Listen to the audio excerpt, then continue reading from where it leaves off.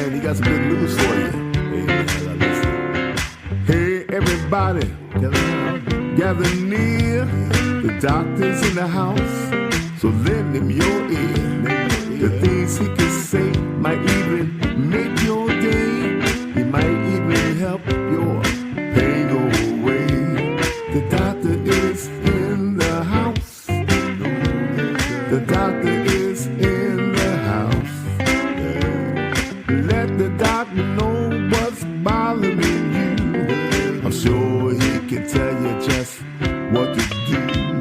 The doctor is in the house. Ladies and gentlemen, the doctor is in the house. Welcome, everybody. I am back. I took a short break, and I've been doing a lot of work, which I'll tell you about. But today's episode is going to be about flying high and feeling low. It is about the hidden health cost of air travel and what flying really does to your body and how your body is stressed at 35,000 feet. I think you might find this a little interesting and maybe take advantage of some things that you should do while you're flying. I want to just take a minute to tell you what I've been working on. I've been working on the Dr. Ron Doctrine. Because if you've been listening to me, you know it. Everything begins in the cell. Every disease, every symptom, every diagnosis traces back to one place, and that's the cell. And specifically, I have been talking about the cell membrane because that determines what gets in and what stays out. The mitochondria, double-walled membrane that is your energy engine. And then we have the communication systems, the hormones, the signaling, the regulation. And my friends, if you don't understand the cell, then everything else you're just guessing. And I'm going to tell you, and I have been telling you, that in modern medicine, there's a lot of guessing. So we've been conditioned to think like this. High cholesterol, lower it. Neuropathy, medicate it. Feeling fatigued will stimulate you. Feeling anxious will suppress that anxiety. That is called symptom management. It is not health. What we are going to do instead is ask, why is the cell membrane damaged? Why are the mitochondria failing? Why is inflammation chronic? Why are hormones out of balance? And my friends, if we can answer these questions, something powerful happens. The symptoms you are experiencing start to make sense. So I will be having a series that will be structured and actionable. And every topic will build on the last. And we'll start at the core and expand outwards. I am not ready to start it. I thought I'd be ready this week, but I'm not ready to take on this project yet, although I have most of it done. And I've just, and if you're waiting for the system that you're in to fix it, you're going to be waiting a long time. That's why I have to get to this, because the future of health belongs to people who ask better questions, who think independently, who understand their biology. And this is what it's going to be about. Not fear and not confusion, but clarity. You're not just going to talk about health. We're going to try and rebuild your understanding of it from the ground up, starting with the cell. And once you see it, you won't be able to unsee it. And I'm calling it the Dr. Ron Doctrine. And one last thing before we get on with today's program is I want to thank Marquis Who's Who for placing me in the 2026 issue of Who's Who in America in medicine and in education. So thank you all. I really appreciate that. And it's really an honor, really a big honor. So enough of that, and let's get on with today. So would you agree that most people think flying is just uncomfortable, maybe a little cramped, maybe a little tired? But what if I tell you that every time you step onto or into into an airplane at 35,000 feet, you're putting your body through a full physiological stress test. What do I mean by that, Dr. Ron? Well, I mean you have lower oxygen, higher radiation, severe dehydration, a disruptive sleep cycle, and even an altered electromagnetic environment. And if you go into that plane with a system that is already struggling, flying does not just expose it, it amplifies it. Just like myself, I don't filter the truth, I amplify it. So what is really happening at 35,000 feet? Well, maybe you don't realize this. Even though you're inside a pressurized cabin, you are not at sea level. You are sitting in an environment equivalent to about 6,000 to 8,000 feet. And what does that mean? Less oxygen, not dangerously low, but enough to matter. Your blood oxygen saturation drops. Your brain gets a little less fuel. And your mitochondria, your energy engines, they have to work a little harder. That's why after a flight, you just don't feel tired. You feel drained. Now layer on top of that the fact that at higher altitudes, you're exposed to more cosmic radiation. Nothing to panic about, but it's another biological stressor your body has to absorb. So right out of the gate, flying is not neutral. It's a challenge to your system. Now, one of the biggest hits you're going to take is dehydration. Cabin humidity on most flights is around 10 to 20%. You know what that is? Desert level dryness, my friends. You're losing water through your skin, your breath, even your eyes. And here's a key point. This isn't just about feeling thirsty. It's cellular dehydration. Your blood will thicken, your circulation will slow down, and your cells will not function as efficiently as they should be. And this is where you will feel headache, fatigue, brain fog, until you say, well, let me get a cup of coffee. No, your body is asking for water and balance. Dehydration is a big hit right off the bat. And second is something you don't think about.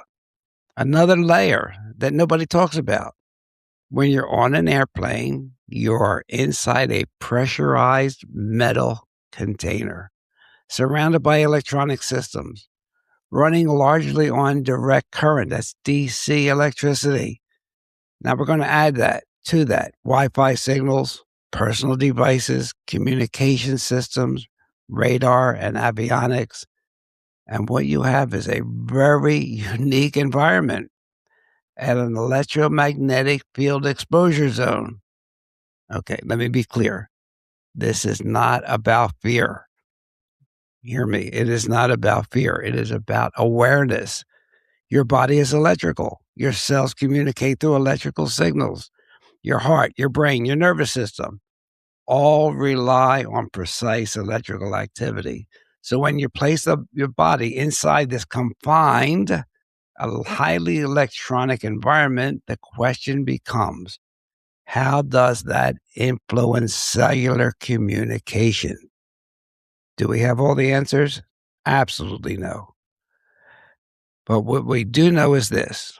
When you combine lower oxygen, dehydration, circadian disruption, if you're going through time zones, and an altered electromagnetic environment, you're adding layers of stress to the system.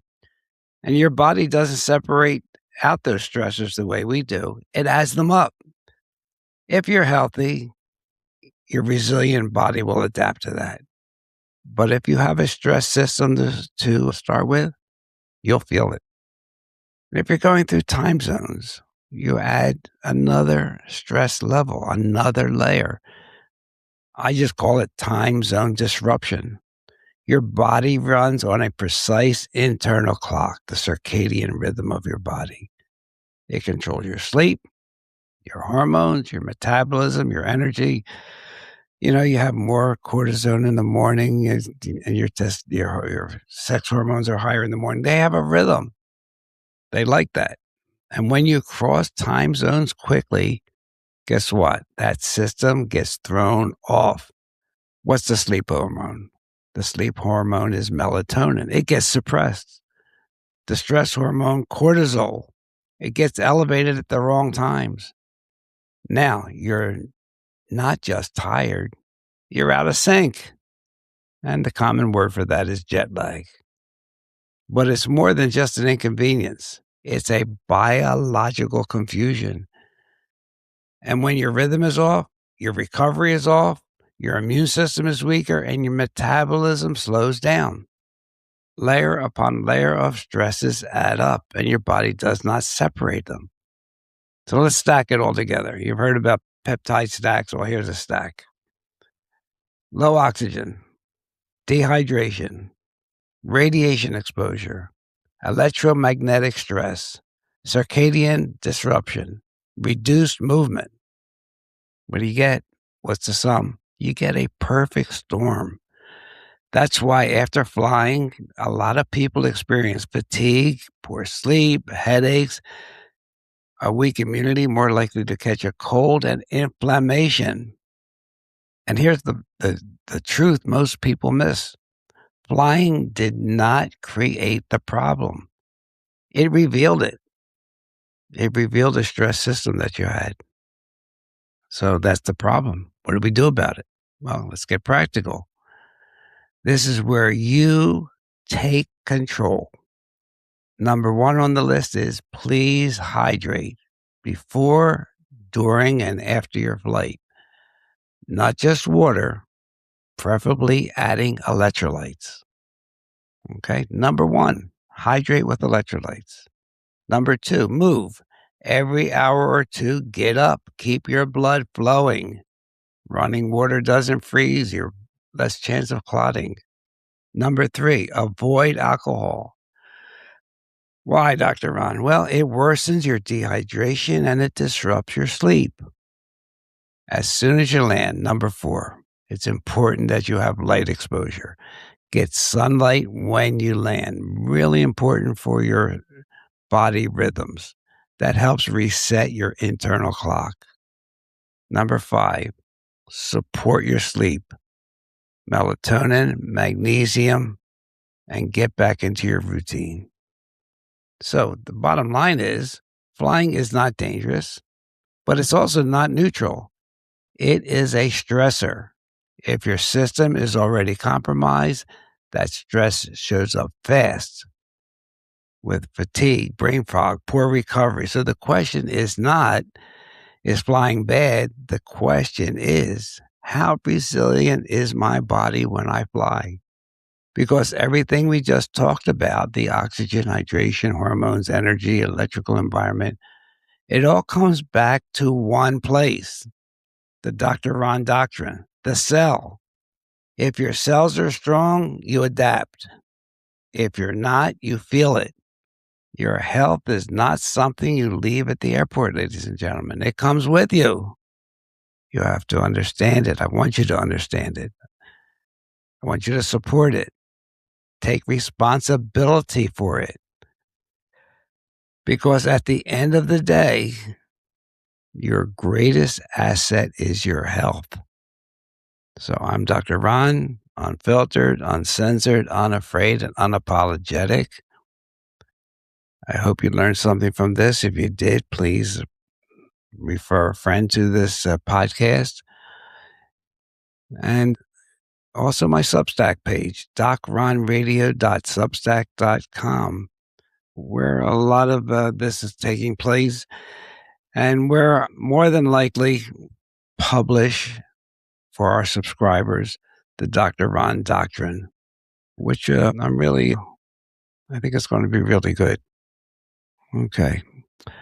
So with that, I think I'm just looking through my notes here. I think I've covered what I wanted for today. Have a great time.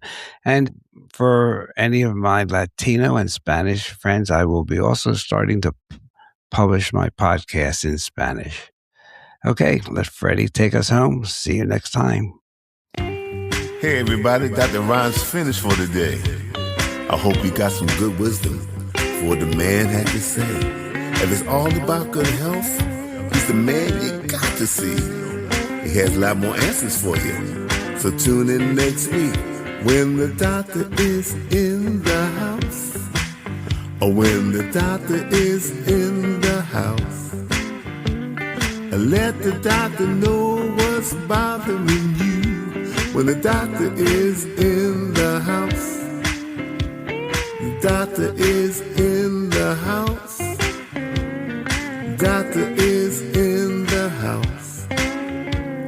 Let the doctor know what's bothering you. I'm sure he can tell you just what to do. The doctor is in the house. The doctor is in the house. Let the doctor know what's bothering you. When the doctor is in the house.